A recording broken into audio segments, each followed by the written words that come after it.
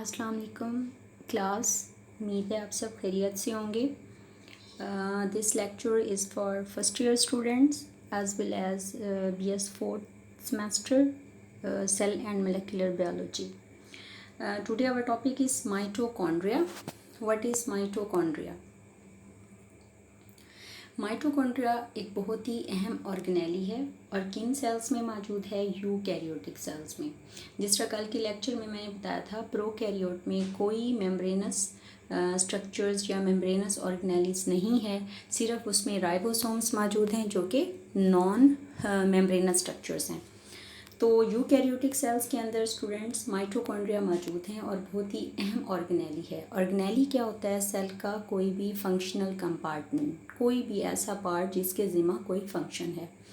तो ये भी जो ऑर्गेनेली है इसके ज़िम्मा भी फंक्शन है और इसका क्या फंक्शन इसको मेंशन किया गया है कि इसने सेल को एनर्जी देनी है।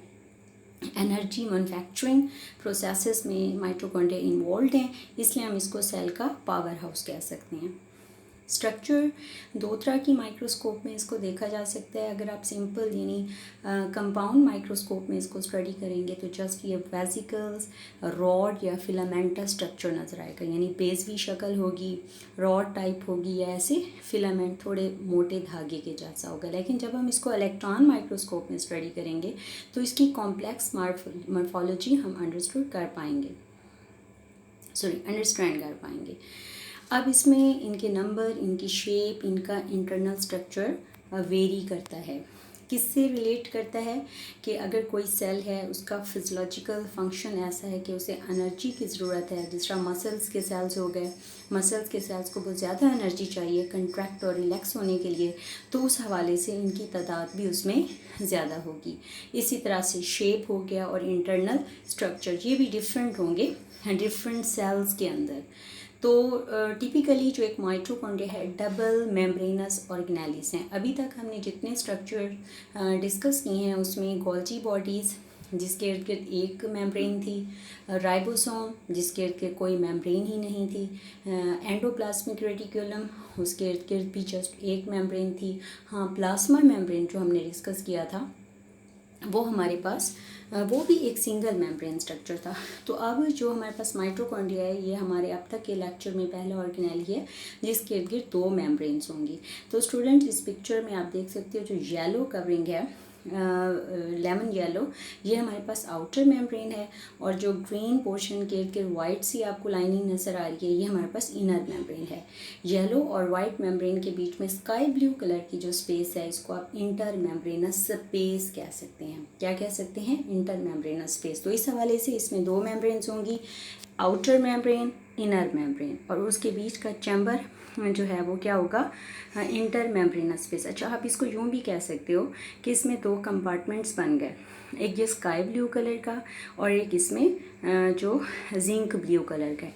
तो ये दो चैम्बर हैं, तो इसको आप आउटर चैम्बर और इनर चैम्बर भी बोल सकते हैं। यानी इंटर मेम्ब्रेनस स्पेस आपके पास आउटर चैम्बर है और अंदर का जो पोर्शन है जो इनर मेम्ब्रेन ने कवर किया हुआ है वो हमारे पास क्या है? इनर चैम्बर है।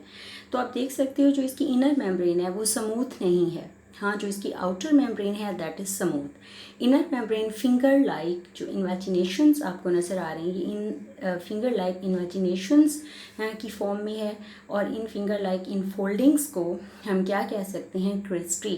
क्या बोल सकते हैं? क्रिस्टी। यानी outer membrane is not involve in making cristae while inner membrane is involved in making these finger like in folds which are known as cristae. Mitochondrial membrane similar structure रखती हैं जैसा कि सेल मेम्ब्रेन्स बाकी cell membranes का है। तो इधर मैं आपको एक और बात क्लियर करूं, जो प्लाज्मा मेम्ब्रेन वर्ड है या प्लाज्मा लीमा, इसको आप सिर्फ इस्तेमाल कर सकते हो किसी भी सेल के बाहर वाले कवर के लिए। अगर एनिमल का सेल है तो उसके सबसे बाहर वाला कवर हमारे पास प्लाज्मा लीमा या प्लाज्मा मेम्ब्रेन होगा, और अगर प्लांट है तो सेल वॉल के नीचे जो सेल की मेम्ब्रेन होगी उसे आप क्या कहोगे? प्लाज्मा मेम्ब्रेन या प्लाज्मा लीमा। बाकी सेल के अंदर जितने भी मेम्ब्रेनस ऑर्गेनेलीज हैं उनकी मेम्ब्रेन के लिए आप वर्ड प्लाज्मा मेम्ब्रेन यूज़ नहीं कर सकते। हाँ, आप उसको आप सेल मेम्ब्रेन कह सकते हैं या बायोलॉजिकल मेम्ब्रेन्स कह सकते हैं। तो जितनी भी सेल मेम्ब्रेन्स हैं उनका सेम स्ट्रक्चर है। तो इस वर्ड से क्या मुराद है? कि सेम स्ट्रक्चर है। आपने प्लाज्मा मेम्ब्रेन में रिकॉल करें, दो मॉडल पढ़े थे, यूनिट मेम्ब्रेन मॉडल और उसके साथ हमारे पास फ्लूइड मोज़ेक मॉडल था। तो अब इसमें भी है कि हमने उस वक्त प्लाज्मा मेम्ब्रेन के स्ट्रक्चर में ये डिस्कस किया था कि जो यूनिट मेम्ब्रेन मॉडल है उसको फॉल्स साबित किया था, फ्लूइड मोज़ेक मॉडल जो था वो ओके था। अब हम सेल मेम्ब्रेन्स के लिए कह सकते हैं कि इसमें फ्लूइड मोज़ेक मॉडल नहीं बल्कि यूनिट मेम्ब्रेन मॉडल है। तो इस वजह से जितनी भी सेल मेम्ब्रेन्स हैं दीज आर यूनिट मेम्ब्रेन्स। तो हमारे पास यूनिट मेम्ब्रेन्स क्या होती हैं? ऐसी मेम्ब्रेन्स जो कि ऊपर जिनकी अपर सरफेस और लोअर सरफेस पे प्रोटीन लेयर हो, जबकि दो प्रोटीन्स के बीच में हमारे पास क्या हो, लिपिड की बाई लेयर हो। ऐसा स्ट्रक्चर क्या कहलाता है? Unit membrane. तो ये भी आज मैंने क्लियर आपको कर दिया कि यूनिट मेम्ब्रेन मॉडल जो है वो गलत है प्लाज्मा लीमा के लिए, लेकिन जो अंदर की मेम्ब्रेन्स हैं वो उसे ओबे कर रही हैं। अच्छा जी, डिटेल स्टडीज से ये साबित हुआ कि ये पता चला कि इसके अंदर दो मज़ीद ऑर्गेनेलीज हैं, एक हमारे पास डीएनए है और एक इसमें राइबोसोम है। तो अब स्टूडेंट मिक्स नहीं करना, अब तक जो हमने राइबोसोम पढ़ा था वो सेल के अंदर था, ठीक है। अब जो हम राइबोसोम की बात करें ये सेल के अंदर जो माइटोकॉन्ड्रिया है उसमें मौजूद है, यानी ये सेल वाले राइबोसोम्स और डीएनए से हटके सेल का डीएनए न्यूक्लियस में होता है, सेल का राइबोसोम साइटोप्लाज्म में होता है, जबकि जो माइटोकॉन्ड्रिया के अंदर हमने ये दोनों चीज़ें पढ़नी है ये उसकी मैट्रिक्स में है। तो अब ये जो ग्रीन आपको जिंक ग्रीन कलर नज़र आ रहा है इट इज़ मैट्रिक्स, यानी वो सारा स्पेस, वो सारा मटेरियल जो इनर मेम्ब्रेन बाउंड कर रही है उसे हम क्या कहेंगे? मैट्रिक्स कहेंगे। तो उस मैट्रिक्स में आपको कुछ ग्रेन्यूल्स नज़र आ रही हैं, राइबोसोम्स, और उसके अलावा सर्कुलर डीएनए मौजूद होगा जिसको सी डीएनए कहेंगे। तो ये सेल का बाकायदा डीएनए नहीं है जिसने पूरी लाइफ की एक्टिविटीज़, सेल की एक्टिविटीज़ को कंट्रोल करना है, इसने जस्ट माइटोकॉन्ड्रिया के लिए काम करना है। यानी माइटोकॉन्ड्रिया के अंदर जो डीएनए है उसकी अपनी जेनेटिक इंफॉर्मेशंस हैं और उसको यूटिलाइज करने के लिए उसके अपने राइबोसोम हैं। यानी ट्रांसक्रिप्शन ट्रांसलेशन का जो प्रोसेस सेंट्रल डॉगमा कहलाता है, यानी डीएनए से जेनेटिक इंफॉर्मेशन का प्रोटीन की सूरत में एक्सप्रेस होना, ये इसका अपना से मौजूद होगा। तो सेल की डीएनए और सेल के राइबोसोम पे बहुत कम डिपेंड करेगा। तो इसके अपने अंदर जो डीएनए है या राइबोसोम है उसकी मौजूदगी क्या शो कर रही है? इसको एक स्पेशलिटी दे रही है, और वो क्या स्पेशलिटी है कि ये सेल्फ रेप्लिकेटिंग ऑर्गेनेली, यानी अगर इसको कोई प्रोटीन बनानी है तो ये खुद बना सकता है, अगर इसने अपने आप को रिपेयर करना है तो इट विल रिपेयर इटसेल्फ। उसके बाद नेक्स्ट हम देखते हैं कि क्रिस्टी की जो इंटरनल सरफेस है जो माइटोकॉन्ड्रियल मैट्रिक्स की साइड पे है उसमें स्मॉल नोब लाइक स्ट्रक्चर्स हैं, लॉलीपॉप लाइक स्ट्रक्चर्स हैं जो कि इस पिक्चर में बहुत कम क्लियर हो रहे हैं। यानी मैट्रिक्स के अंदर जो इसकी क्रिस्टी है, इनर मेम्ब्रेन जो बना रही है उस पर F1 पार्टिकल्स मौजूद होंगे। एक्चुअली F1 पार्टिकल्स वही पार्टिकल्स हैं जिनमें ATP सिंथेटेज एंजाइम है, यानी जिसने ADP एडिनोसिन डाइफॉस्फेट और फास्फेट को प्लस करके ATP एडिनोसिन ट्राइफॉस्फेट जो कि एनर्जी पैकेट्स हैं वो तैयार करना है। तो पूरे माइटोकॉन्ड्रिया में कौन सी ऐसी लोकेलिटी है जहाँ पे ATP सिंथेसाइज होता है?